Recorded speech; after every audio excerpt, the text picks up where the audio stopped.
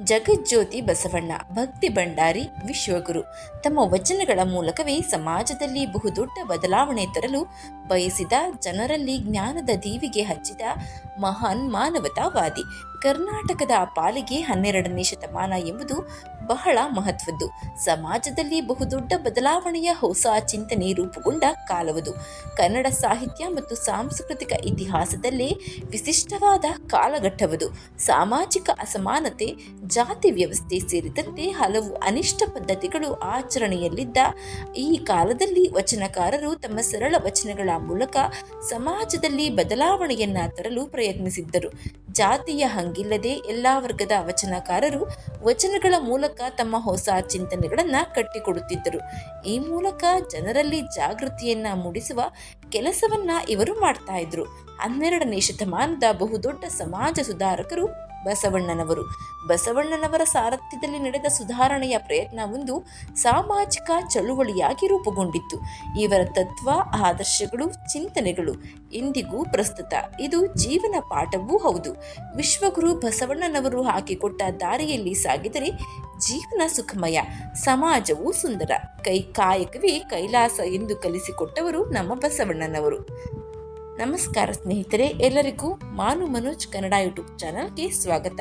ವಿಶ್ವಗುರು ಬಸವಣ್ಣನವರು ಜ್ಞಾನದ ದೀಪ ಹರಿಸಿದ ಮಹಾನ್ ಮಾನವತಾವಾದಿ. ತತ್ವ ಆದರ್ಶಗಳು ಇಂದಿಗೂ ಪಾಠವಾಗಿ ಬದುಕಿಗೆ ದಾರಿದೀಪವಾಗಿವೆ. ಹೀಗಾಗಿ ಬಸವ ಜಯಂತಿಯ ಸಮೀಪದಲ್ಲೇ ಇರುವ ನಾವು ಅವರ ಶುಭ ಸಂದೇಶಗಳನ್ನೊಮ್ಮೆ ನೆನಪಿಸಿಕೊಳ್ಳೋಣ. ನುಡಿದರೆ ಮುತ್ತಿನ ಹಾರದಂತಿರಬೇಕು, ನುಡಿದರೆ ಮಾಣಿಕ್ಯದ ದೀಪ್ತಿಯಂತಿರಬೇಕು, ನುಡಿದರೆ ಲಿಂಗ ಮೆಚ್ಚಿ ಅಹುದಹುದೆನಬೇಕು, ನುಡಿಯೊಳಗೊಂದಾಗಿ ನಡೆಯದಿರ್ದೊಡೆ ಹಿಡಿದಿದ್ದ ಲಿಂಗ ಘಟಸರ್ಪವಾಗುವುದು ಕೂಡಲ ಸಂಗಮ ದೇವ. ಉಳ್ಳವರು ಶಿವಾಲಯವ ಮಾಡುವರು, ನಾನೇನು ಮಾಡಲಿ ಬಡವನಯ್ಯ, ಎನ್ನ ಕಾಲೇ ಕಂಬ ದೇಹವೇ ದೇಗುಲ, ಶಿರವೇ ಹೊನ್ನ ಕಳಶವಯ್ಯ, ಕೂಡಲ ಸಂಗಮ ದೇವ ಕೇಳಯ್ಯ, ಸ್ಥಾವರಕ್ಕಳಿವುಂಟು ಜಂಗಮಕ್ಕಳಿವಿಲ್ಲ. ಇವನಾರವ ಇವನಾರವ ಇವನಾರವನೆಂದೆನಿಸದಿರಯ್ಯ, ಇವನಮ್ಮವ ಇವನಮ್ಮವ ಇವನಮ್ಮವನೆಂದೆನಿಸಯ್ಯ, ಕೂಡಲ ಸಂಗಮ ದೇವ ನಿಮ್ಮ ಮಹಾಮನೆಯ ಮಗನೆಂದೆನಿಸಯ್ಯ. ದಯೆಯೇ ಧರ್ಮದ ಮೂಲವಯ್ಯ, ದಯೆಯಿಲ್ಲದ ಧರ್ಮ ಯಾವುದಯ್ಯ, ದಯೆಬೇಕು ಸಕಲ ಪ್ರಾಣಿಗಳೆಲ್ಲರಲ್ಲಿ, ದಯೆಯೇ ಧರ್ಮದ ಮೂಲವಯ್ಯ, ಕೂಡಲ ಸಂಗಮ ದೇವನಂತಲ್ಲದೊಲ್ಲನಯ್ಯ. ಹೀಗೆ ತಮ್ಮ ವಚನಗಳ ಮೂಲಕವೇ ಜಗಜ್ಯೋತಿ ಬಸವೇಶ್ವರರು ಜ್ಞಾನದ ಬೆಳಕು ಚೆಲ್ಲಿದ್ದರು. ಕ್ರಾಂತಿಯ ಬೀಜ ಬಿತ್ತಿದ್ದ ಸಮಾಜ ಸುಧಾರಕರಿವರು. ಬಸವಣ್ಣನವರ ಅನುಭವ ಮಂಟಪ ಎಂಬುದೇ ಅದ್ಭುತ ಪರಿಕಲ್ಪನೆ. ಈ ಮೂಲಕ ಎಲ್ಲ ವರ್ಗದವರನ್ನ ಒಂದೆಡೆ ತರುವ ಪ್ರಯತ್ನವನ್ನ ಮಾಡಿದ್ದರು ಬಸವಣ್ಣನವರು. ಇವರನ್ನು ವಿಶ್ವದ ಮೊದಲ ಸಂಸತ್ತು ಎಂದೇ ಕರೆಯಲಾಗುತ್ತೆ. ಅನುಭವ ಮಂಟಪವನ್ನ ತಮ್ಮ ಅದ್ಭುತ ವಚನಗಳ ಮೂಲಕವೇ ಎಲ್ಲರಲ್ಲೂ ಹೊಸ ಚಿಂತನೆಯನ್ನ ಹುಟ್ಟು ಹಾಕಿದ ಬಸವಣ್ಣನವರ ಜಯಂತಿಯನ್ನ ಇನ್ನೇನು ಆಚರಿಸಲಿದ್ದೇವೆ. ಈ ದಿನ ಎಲ್ಲರೂ ವಿಶ್ವಗುರುವಿಗೆ ನಮಸ್ಕರಿಸೋಣ. ಆದರೆ ಈ ದಿನ ಬಸವಣ್ಣನವರಿಗೆ ನಮನ ಸಲ್ಲಿಸುವ ಜೊತೆಗೆ ಅವರ ತತ್ವಾದರ್ಶಗಳನ್ನು ಎಲ್ಲರೂ ತಮ್ಮ ಬದುಕಿನಲ್ಲಿ ಮೈಗೂಡಿಸಿಕೊಳ್ಳೋಣ. ಜಗಜ್ಯೋತಿ ಬಸವಣ್ಣನವರ ಜಯಂತ್ಯೋತ್ಸವದ ಸಂದರ್ಭದಲ್ಲಿ ಇಷ್ಟಪಾತ್ರರಿಗೆ ಕಳುಹಿಸಿಕೊಡುವಂತಹ ಶುಭಾಶಯದ ಸಂದೇಶಗಳು ಕೂಡ ಇಲ್ಲಿ ನಾವು ಕಾಣಬಹುದು. ಜಗಜ್ಯೋತಿ ಬಸವಣ್ಣನವರು ಹಾಕಿಕೊಟ್ಟ ಆದರ್ಶ ಮಾರ್ಗದಲ್ಲಿ ನಾವು ಸಾಗೋಣ. ಸರ್ವರಿಗೂ ಬಸವ ಜಯಂತಿಯ ಆರ್ಥಿಕ ಶುಭಾಶಯಗಳು. ಸಮಾನತೆಯ ಅರಿಕಾರ, ಸುಂದರ ಸಮಾಜದ ಕನಸುಗಾರ, ಕರುನಾಡು ಕಂಡ ಮಹಾನ್ ಚಿಂತಕ ಜಗಜ್ಯೋತಿ ಬಸವಣ್ಣನವರ ತತ್ವ, ಆದರ್ಶ, ಸಂದೇಶಗಳು ಇಂದಿಗೂ ಪ್ರಸ್ತುತ. ಇವರ ಒಂದೊಂದು ವಚನಗಳು ನಮಗೆ ದಾರಿದೀಪ. ಸರ್ವರಿಗೂ ಬಸವ ಜಯಂತಿಯ ಆರ್ಥಿಕ ಶುಭಾಶಯಗಳು.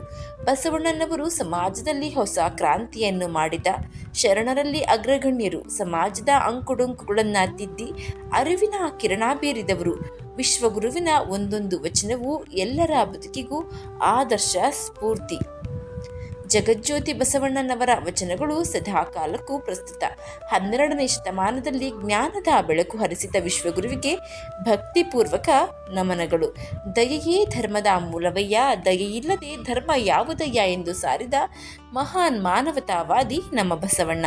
ಅನುಭವ ಮಂಟಪ ವಚನಗಳ ಮೂಲಕ ಬದುಕಿಗೆ ದಾರಿ ತೋರಿದ ಮಹಾನ್ ಆದರ್ಶ ಪುರುಷ, ತತ್ವಜ್ಞಾನಿ ನಮ್ಮ ಬಸವಣ್ಣ ನಮ್ಮ ಜೀವನಕ್ಕೆ ಪ್ರೇರಣೆ. ಸಮಾನತೆಯ ಬೀಜ ಬಿತ್ತಿದ, ಶೋಷಣೆಯ ಮೂಢನಂಬಿಕೆಗಳ ವಿರುದ್ಧ ಹೋರಾಡಿದ ವಿಶ್ವಗುರು ಜಗಜ್ಯೋತಿ ಬಸವಣ್ಣನವರು ಹಾಕಿಕೊಟ್ಟ ಹಾದಿಯಲ್ಲಿ ನಾವೆಲ್ಲ ಮುನ್ನಡೆಯೋಣ.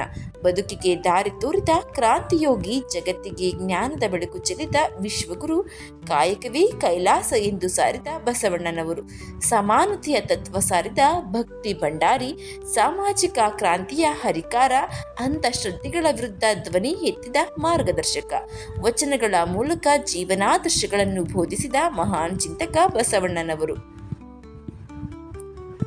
ಎಲ್ಲರಿಗೂ ಬಸವ ಜಯಂತಿಯ ಆರ್ಥಿಕ ಶುಭಾಶಯಗಳು. ಮುಂಚಿತವಾಗಿ ಈ ಮಾಹಿತಿ ನಿಮಗೆ ಇಷ್ಟ ಆಗಿದ್ರೆ ದಯವಿಟ್ಟು ಶೇರ್ ಮಾಡಿ, ಲೈಕ್ ಮಾಡಿ. ವಿಡಿಯೋ ಬಗ್ಗೆ ನಿಮ್ಮ ಅನಿಸಿಕೆ ಅಭಿಪ್ರಾಯವನ್ನು ಕಮೆಂಟ್ ಬಾಕ್ಸ್ನಲ್ಲಿ ತಿಳಿಸಿ. ಚಾನಲ್ನ ಸಬ್ಸ್ಕ್ರೈಬ್ ಮಾಡ್ಕೊಂಡು ನೋಡ್ತಾ ಇದ್ರೆ ದಯವಿಟ್ಟು ಸಬ್ಸ್ಕ್ರೈಬ್ ಮಾಡಿಕೊಂಡು ನೋಡಿ. ಪಕ್ಕದಲ್ಲೇ ಇರುವ ಬೆಲ್